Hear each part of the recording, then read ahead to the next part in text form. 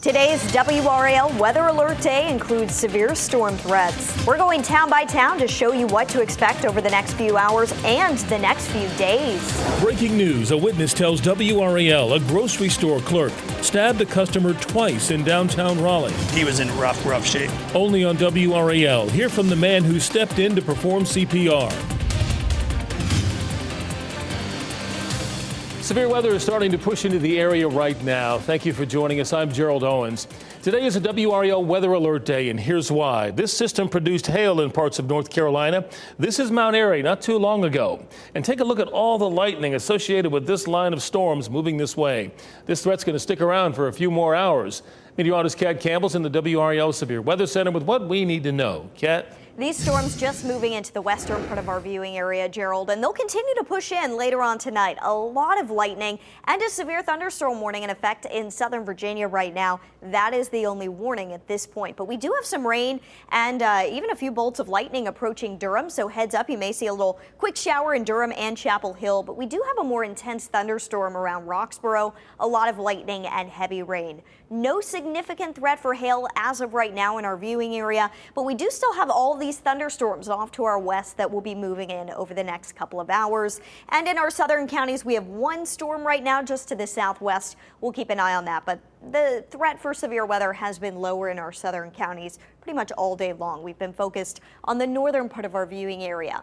Futurecast continues to show these showers and storms moving in from the west tonight. 9 o'clock, we could still be seeing some showers and storms around the triangle. But once we get past 10 o'clock, any threat for severe weather should quickly diminish because the cold front will be passing through, and that's going to mean more stable air.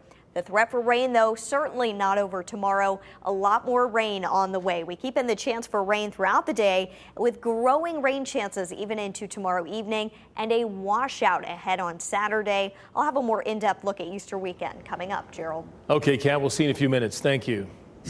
I'm Mark Boyle in the Live Center. Kat was talking about the possibility of some hail in some locations. We are seeing that off to our west. This is from Taylorsville, so towards Mount Airy. You can see in this shot outside this viewer's back deck, you can see some of the small hail there accumulating. In Alexander County also reporting more hail. This is another clip of video we had into the Live Center this evening. So it gives you just a little idea of what some folks are dealing with. Again, this is off to the west towards the mountains in that area, but we certainly will keep a very close eye on the weather conditions as they will change later this evening. Back to you. Thank you, Mark. We are following breaking news in downtown Raleigh. A man was seriously injured in a stabbing at a convenience store. Witnesses say the clerk stabbed a customer. WRAL's Eric Miller is live on South Wilmington Street where all of this happened, and police are still at the scene. Eric? That's right, Gerald. 4 hours and counting here. Police surrounding Taz's convenience store on Wilmington Street. Talking with neighboring businesses in the last few minutes, they tell us there are a lot of issues out here. Fights, arguments, you name it. But this crime today, this has been something else. You take a look at some of this video from the scene. You can see the police have been out here investigating, poring over evidence. Witnesses say this started right around 3:45 this afternoon. The clerk inside Taz's was arguing with a customer in there. That argument turned into a fight. The clerk then stabbing that man 2 to 3 times. The victim then staggering out onto Wilmington Street where he collapsed on a sidewalk. Witnesses then went running for help, and miraculously there happened to be a former medical worker having lunch less than a block away. He was able to rush over and give that victim CPR. He had a stab wound to his chest right about here and here. I couldn't feel a pulse, so I did a few rounds of CPR. About that time, the police showed up and took him away. He did seem to after I did CPR on him, he started moving his arms, but he was in rough shape. And we have been checking in with Raleigh police all afternoon, getting updates on that man's condition. We're told when he was rushed to the hospital, it was not looking good, very critical. We will keep checking in throughout this afternoon and evening. Now, if this area looks familiar, it's because this has been a very busy week for crime in downtown. Just within the last week, there have been 3 bank robberies within 2 blocks of where I'm standing. As of right now, there's no ties that we know of to this stabbing, but still very concerning. Everybody walking around downtown, all of these neighboring businesses, very unusual week here in downtown Raleigh. Gerald? And we'll look for your update on that man's condition in this case, Eric. Eric Miller live in Raleigh. Thank you.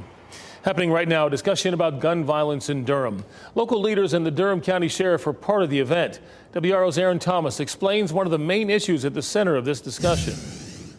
Inside of Ebenezer Missionary Baptist Church, Durham County Sheriff Clarence Burkhead is joined by several local leaders of organizations having a passionate discussion about gun violence. Many people in the community, they see the devastating impact and they definitely want solutions.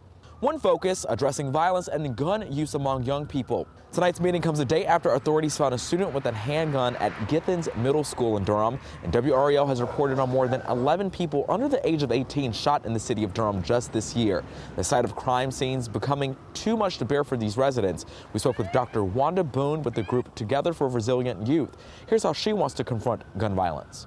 We need to heal as a community and to understand how we may be harming each other by our feelings and thoughts and ways of being, and become a gentler, kinder, more understanding place to live. And that starts with all of us. The Durham branch of the NAACP and the Durham Committee on the Affairs of Black People are hosting tonight's discussion.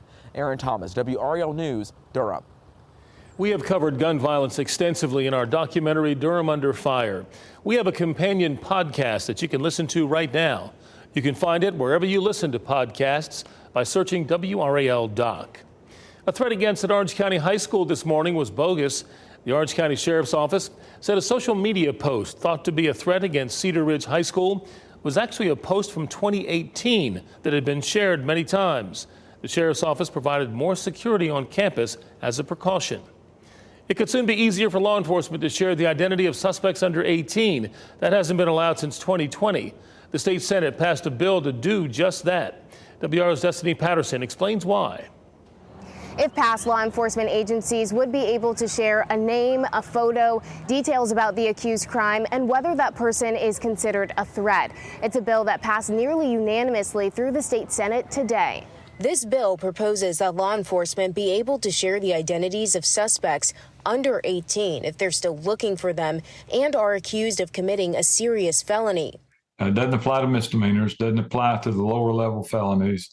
It comes in response to the murders of Lyric Woods and Devin Clark in Orange County, where the sheriff says he legally could not share any information about the 17-year-old suspect, which caused the public to lose trust in the office's ability to effectively investigate the case. When you have a murderer or a rapist, an arsonist, or a drug dealer who may be under 18, but is a menace and a threat to the public, the welfare of the public outweighs the inconvenience that might come to the person who's committed that heinous crime. According to the state's Department of Public Safety, firearm offenses made up 13% of all juvenile offenses in 2021.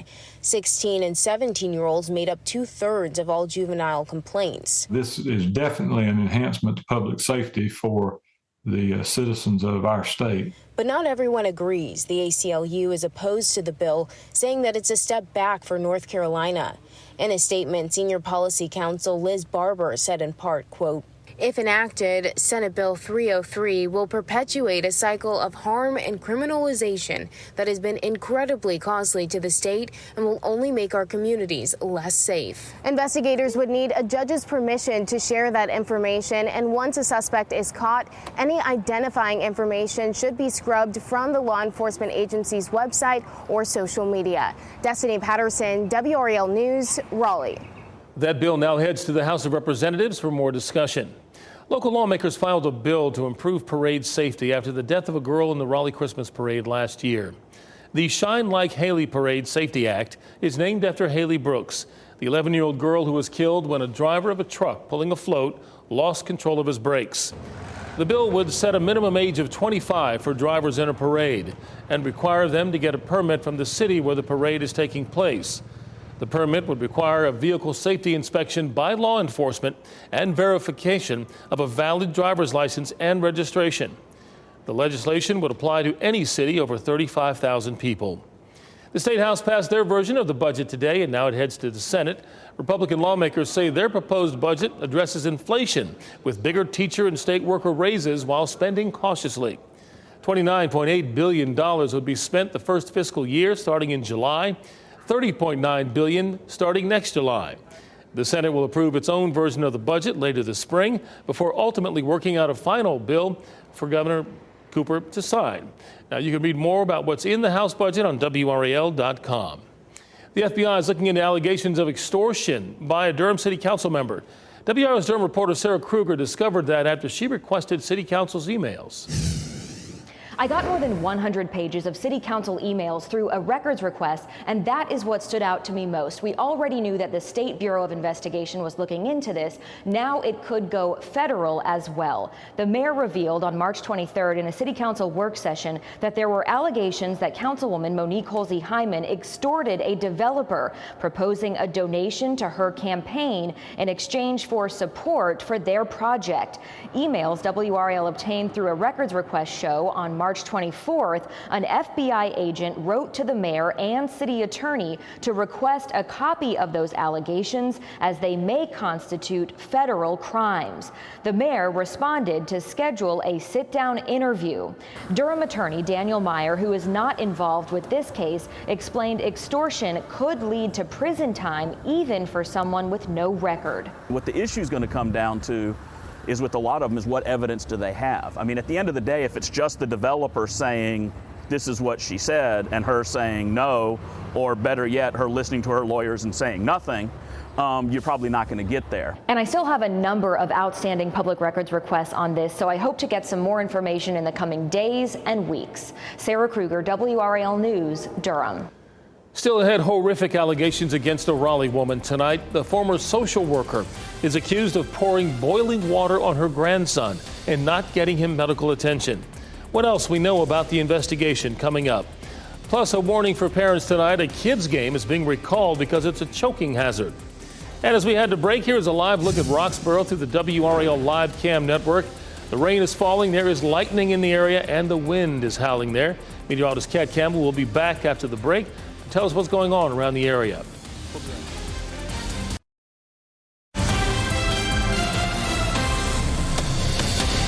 Two juvenile petitions against students at a school in Rocky Mount to tell you about right now after a school threat. Take a look at your screen. This is a release just coming into the Live Center new at 7.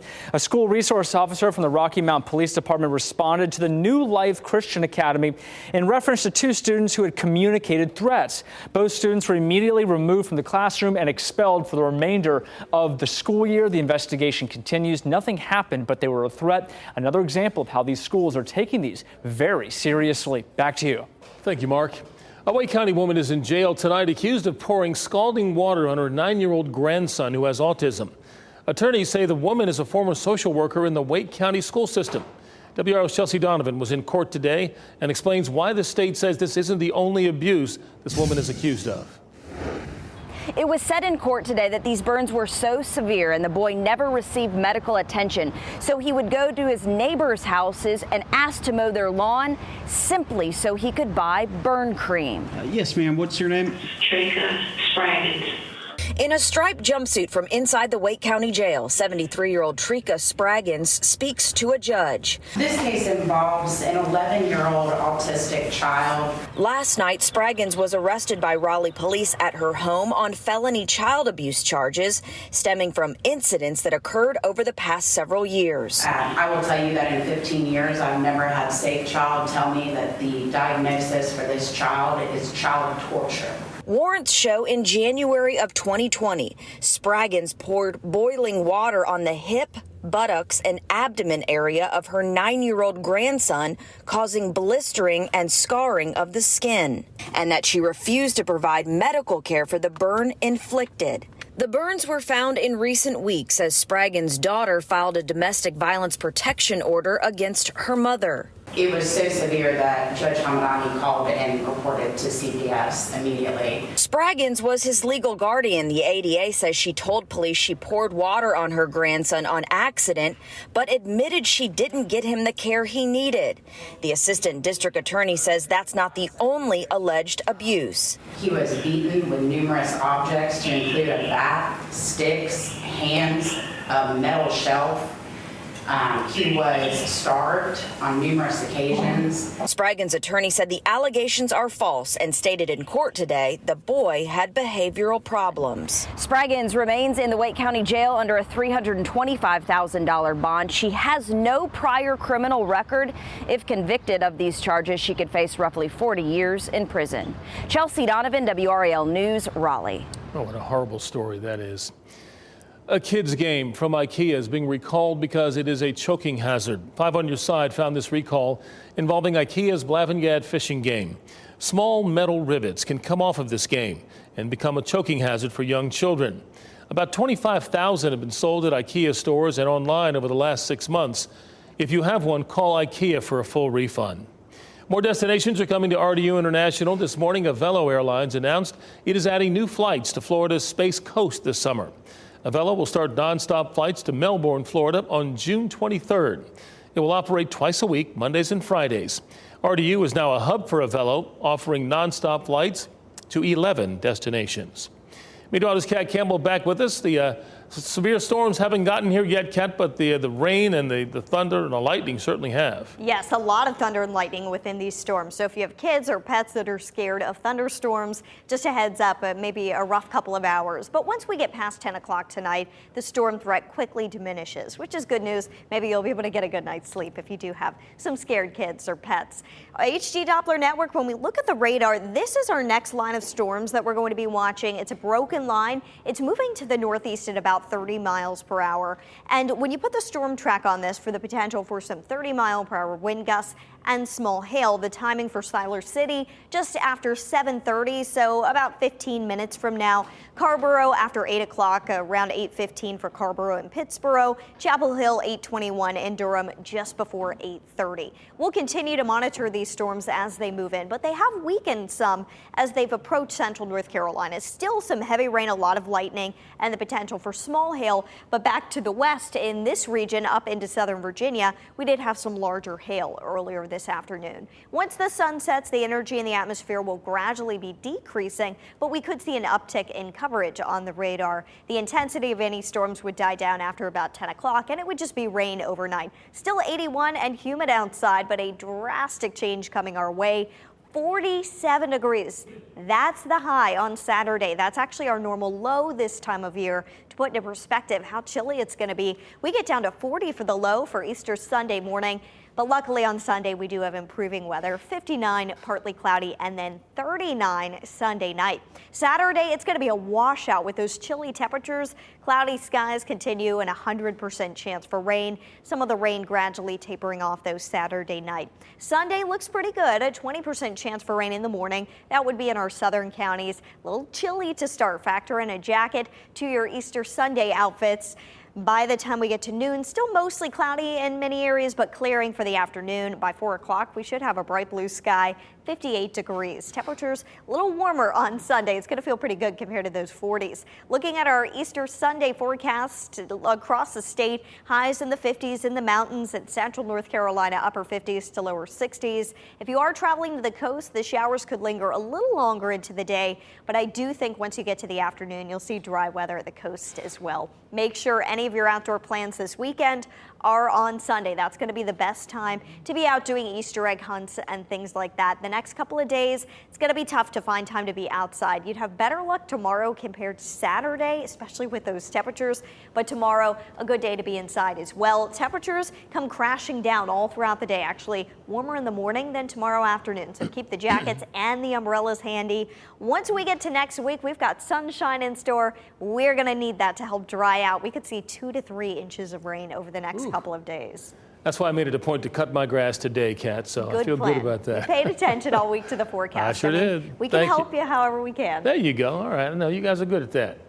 All right. If you rely on your phone's default weather app rather than using the WRAL weather app, you may want to reconsider.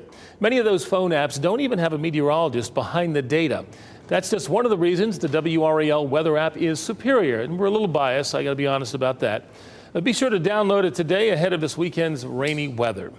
Still ahead, it's an exciting season for Hurricane fans, and now you can get your ticket to root them on in the playoffs. We'll have details after the break.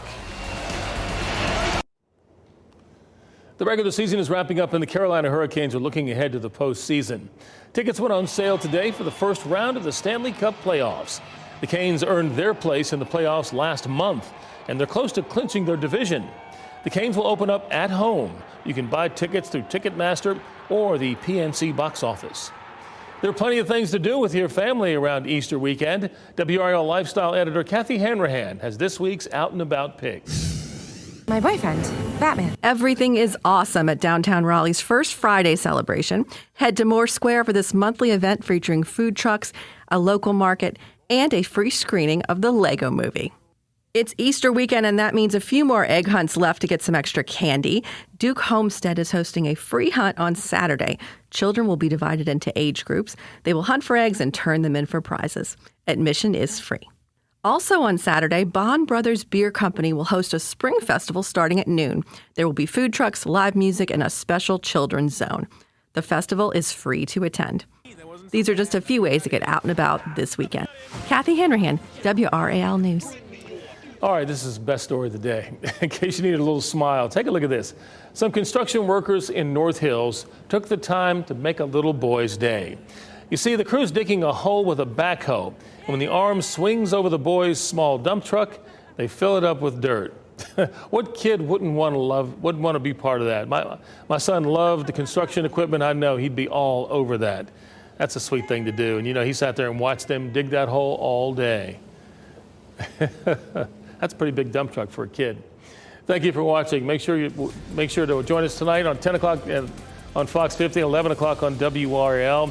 And thank you for making WRAL your choice for local news. Have a great night.